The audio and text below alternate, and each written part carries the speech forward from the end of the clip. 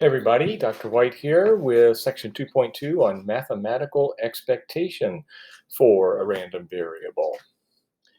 So starting off with an example that we may have looked at previously in some other activities. Say you roll a fair die, that's your random experiment. Let's set up a random variable.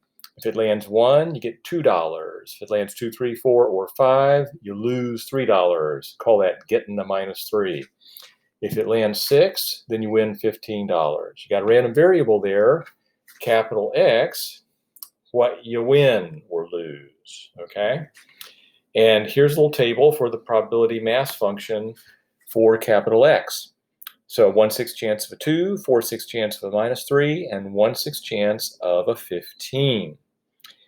And my question to you is, how much can you expect to win on average per play in the long run?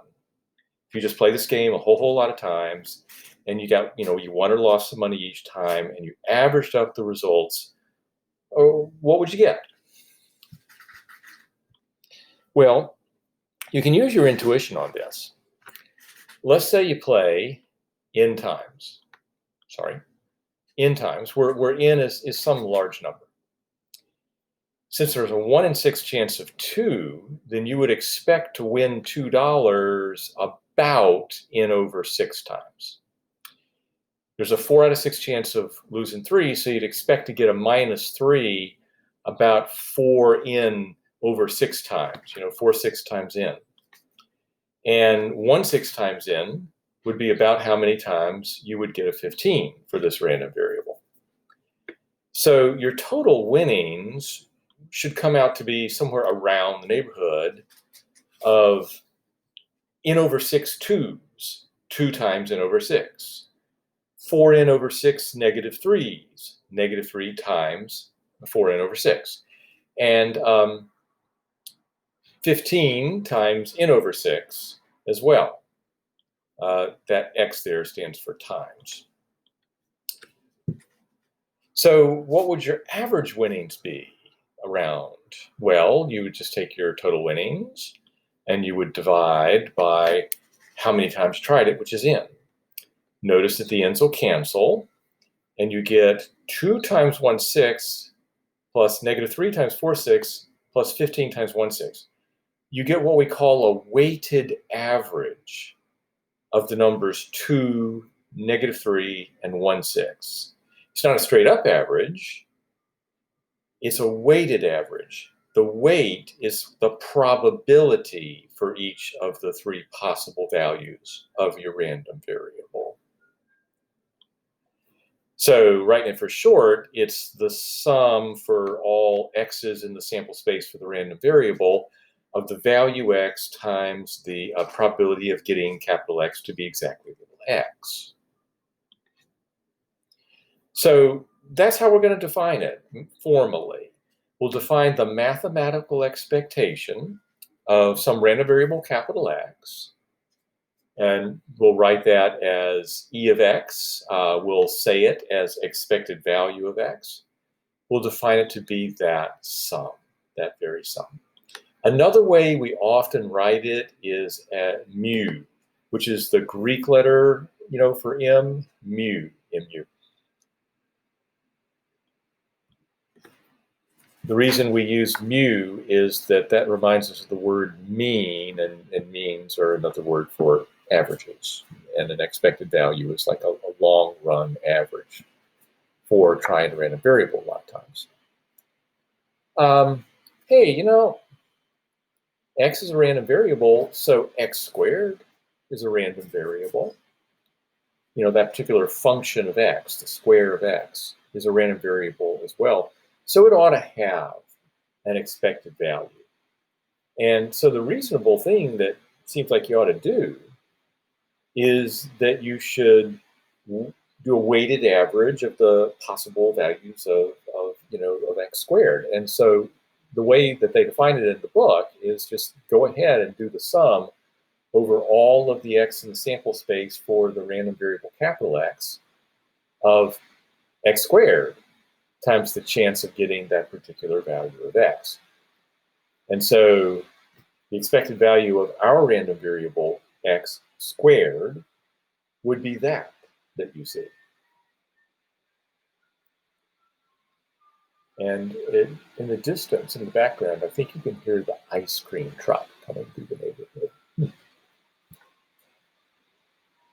Now, in general, if u of x is any function of the random variable x, so it might be the square of x, might be the cube of x, might be the square root of x, might be 3 times x plus 5, anything you like. If u of x is any function of the random variable x, then u of x has an expected value too. By definition, it's equal to that weighted average of the u of x values. There's some properties of expected value, and they argue for some of them in Theorem 2.2, number 1 in the book. First of all, what if your random variable is just a constant? Like no matter what happens in the random experiment, you get the number C, So it's a random variable, but it's a constant random variable. What's its expected value? Well, you can apply the definition, do the math, and you'll find that it turns out to be the number C. So the expected value of the constant random variable C is just the number C. The expected value of a constant number times a function of a random variable is that same constant number times the expected value of the function. And you can see that in the math. When you work out the definition, you can see you can just factor out a C from a sum. And similarly, if you've got what we call a linear combination of two functions of x, so a number times, say, some function u1 of x plus some other number c2 times some function u2 of x, then that works out kind of like you'd expect. Basically, the expected value goes in through the plus sign and the multiplication by constants to give you the c1 times the expected value of the u1 of x plus the c2 times the expected value of u2 of x. Now, the random variable x is a special case of functions of x because if you just let u be the identity function, so u of a number is the number itself, u of x really just is the random variable x. So property B here, applied to just the random variable x, says that the expected value of a constant times x is the constant times the expected value of x. That'll be useful. Okay. We always need to do a funny problem. So let's do this problem. I call it the Bizarre Sorcerer Problem. So here's a picture of you, okay? And you have been kidnapped by this bizarre sorcerer, and you're like tied to a chair in the sorcerer's hideout, and he's like playing funny games with you. And here's the sorcerer, okay, with his little sorcerer hat, and he's got his little randomizer wand. Because what he's doing here is he's looking at a random variable whose probability mass function he actually shows you. So this is like a little whiteboard, and he's showing it to you on the whiteboard. And so there's like a 30% chance that x will turn out to be 2, a 50% chance that it'll turn out to be 7, and a 20% chance that it'll turn out to be 12. So it's a valid probability mass function for this random variable, okay?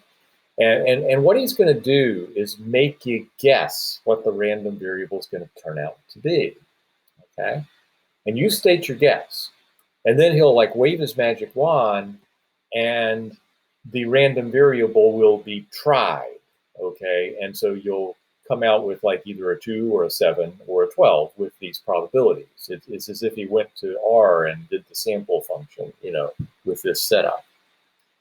You're going to have to make these guesses again and again and again and again all day, all right? So let's say your guess is going to be G, some number G. Now, every time you make a guess, he compares it to the actual value of x. He's going to compute the difference between the actual value of the random variable x and your guess, okay?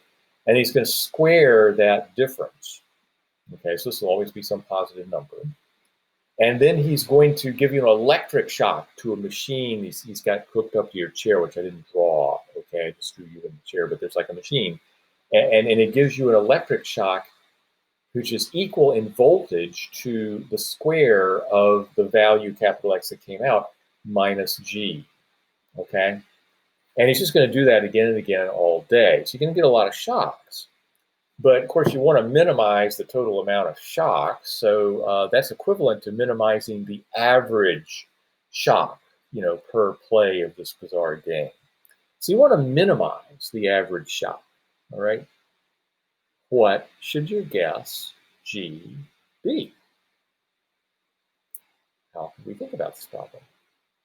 Well, it turns out you can use some calculus on it. Let's set up a function, a regular old real-valued function, not a probability function, not a random variable function, a regular old function that takes you a real number and gives you out a real number, okay? I'm going to call it little f. It's not a probability mass function. It's just a regular old function. It's a function of, any old real number g, not necessarily your guess, just any old real number g, okay? And the value of it is the expected value of the square of x minus g, okay? So that's a regular old real-valued function because expected values are numbers, okay? Even though they start on a random variable, they work out to be numbers. So it's a regular old function of g. Now I can rework that function a little bit. The square of x minus g can be foiled out to be x squared minus 2gx plus g squared. Now, when I think about the expected value of that, I can head back to these properties of expected value. And for example, the expected value of a sum, is the sum of the expected values. And the expected value of a constant times some function of the random variable is the constant times the expected value of the random variable. So you can work the expected values through these pluses and minuses and these, things like multiplying the x by a constant 2g, okay? And you'll get expected value of x squared minus 2g times the expected value of x plus the expected value of g squared. Now, the expected value of x squared I can't really do anything with, so I'm leaving it like that. Neither can I really do anything with 2g times the expected value of x. But, g is just this real number, so g squared is this real number. So g squared is like this constant random variable. And the expected value of a constant is that constant. So that's a rewriting of our f of g function. I want to find out its minimum. So why not use calculus on it? Let's take its derivative, set it to 0, solve for the g and get a critical point, and then test to see if the critical point is a local max or a local min. So I take the derivative. Now remember, this is the derivative with respect to g. So let's see what happens.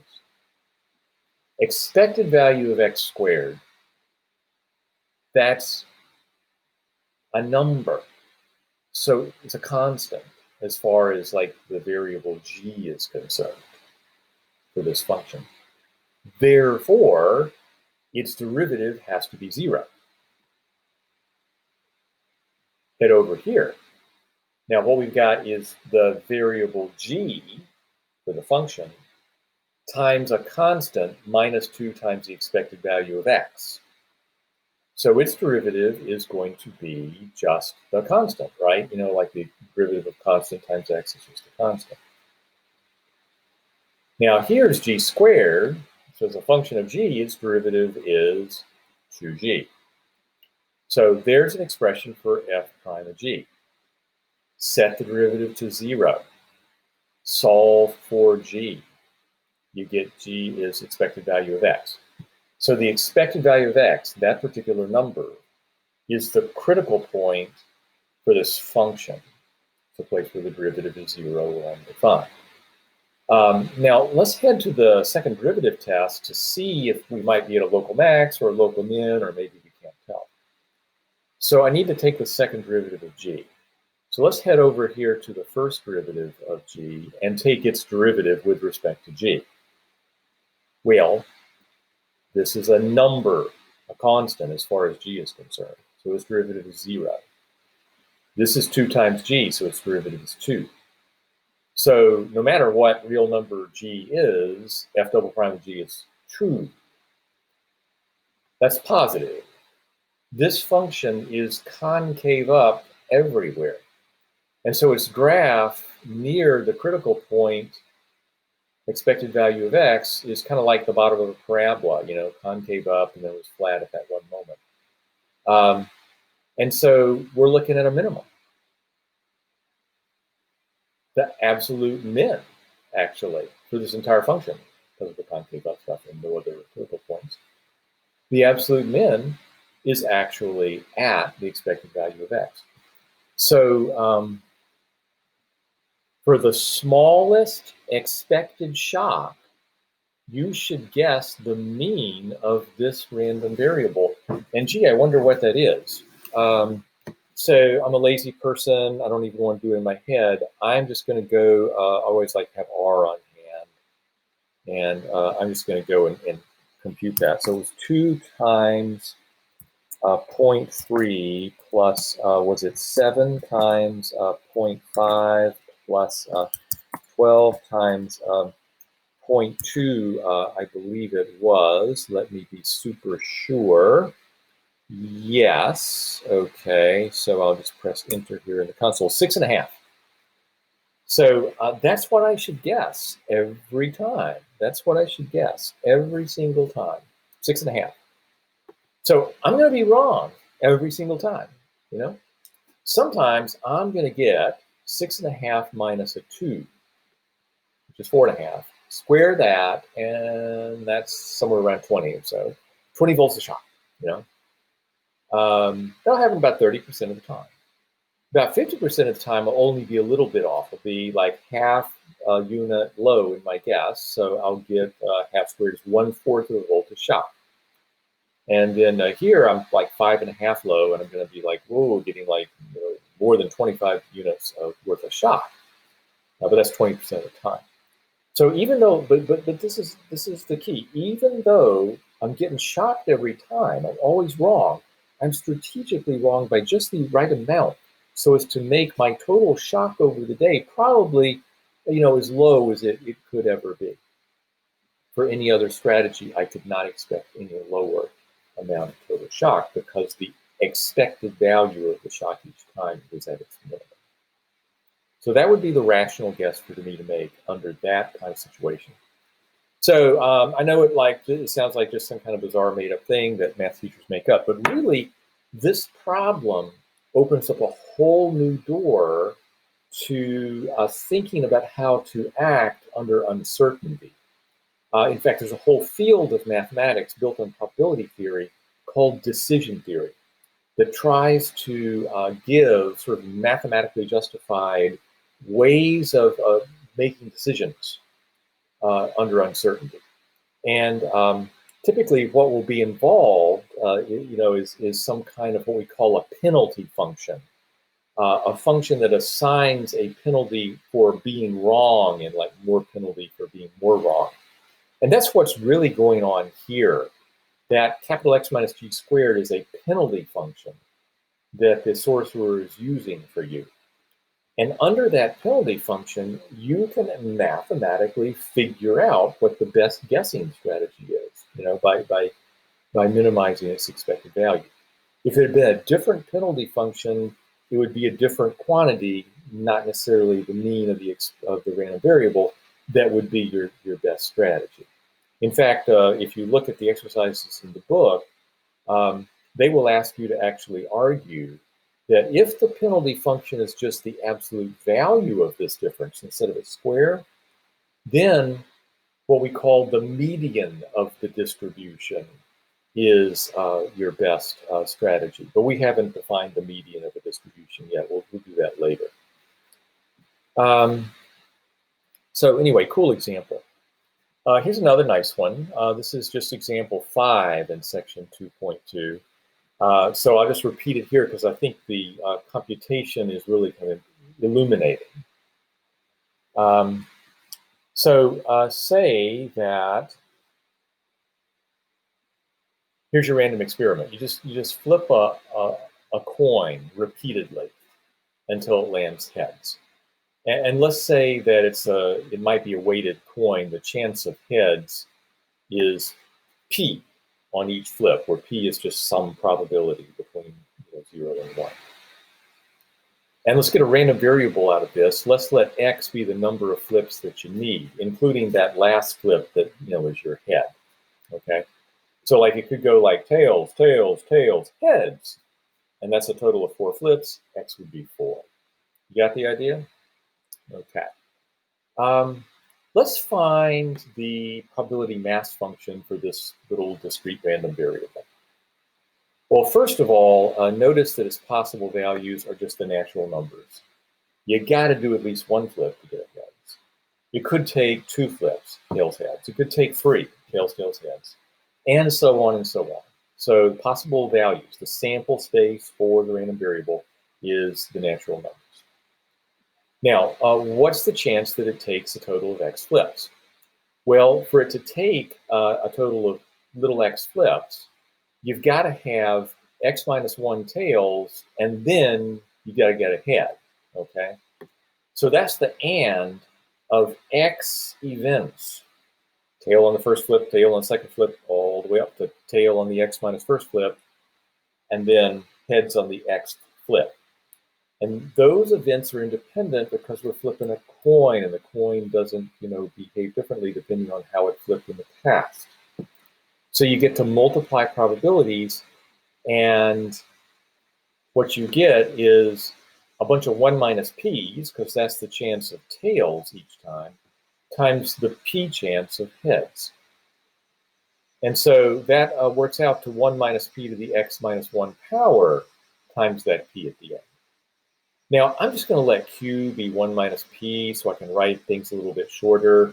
Q to the x minus 1 times p. That's the probability that it takes exactly little x flips to get your first head. Okay, we got the probability mass function. If we've got that, we should be able to compute the mean of this random variable, the expected value of this random variable. So what's the expected value of x? What's the mean? Well, we know it's the sum over the sample space. So the sum from little x goes from 1 to infinity of x times f of x. So x is 1, and the f of 1 would be a q to the 0 times p. So that's a p. So that's, that's where it takes 1 flip. Chance of p of getting that first flip to be heads. Next up is x is 2, and then you got to do f of 2. And so you need a tails, and then you need your head. X is 3. Now the chance that x is 3 is chance for 2 tails and then a head. And similarly, 4 times the chance of 4, and so on. And you can definitely see a little pattern there to that sum. It's an interesting looking sum, but it's not like a geometric series or anything. It's not something where you might just like automatically be able to figure out what it converges to. But here's a really nice trick that can help you find that sum. So this is the mean, right? It's that sum. I would like you to take the mean and multiply it by q. So that's the same as taking this sum, here, and multiplying by q. And if you multiply a sum by q, you get to distribute the q inside the sum sign. And so it can go inside, and with commutativity of multiplication, I'll even go and put it past the x. Okay? And now I'm going to write out what that would be. So when x is 1, you have a 1 times a q times the f of 1, which is the p. So there's a qp. When x is 2, you'll get a 2, and then you'll get your q. And the f of 2 is a qp. So we'll have a 2q squared p. And then when x is 3, well, you've got a 3. You've also got a q.